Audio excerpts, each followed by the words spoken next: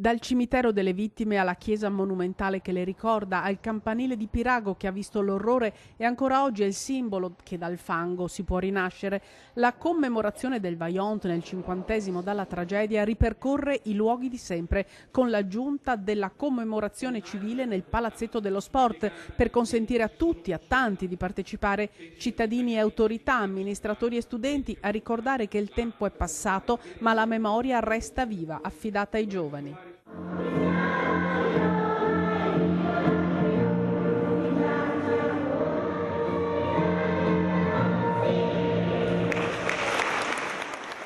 L'inno nazionale unisce e riscalda i cuori, ma ci sono anche le tragedie più recenti a ravvivare il dolore. Il sindaco Padrin ricorda Lampedusa e dice: la lezione del Vajont ha insegnato poco o nulla, almeno un minuto di silenzio, un minuto cui vogliamo associare le nostre vittime del Vajont.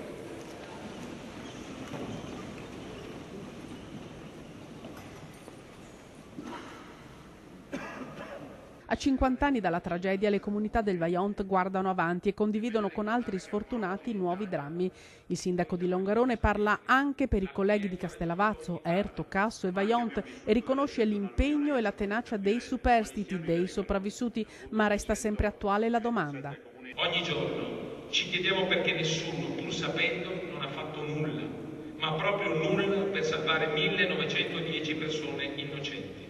Nella Longarone moderna il timore della gente è di essere dimenticata dopo il 50°. Non sarà così. A vigilare in modo tale che questa tragedia non diventi l'occasione per fare la celebrazione dei 60 anni fra 10 anni.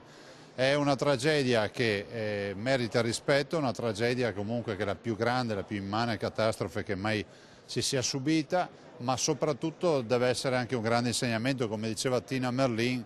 E non basta solo piangere, ma bisogna anche poi pensare al futuro e quindi trarre insegnamento da quello che è accaduto.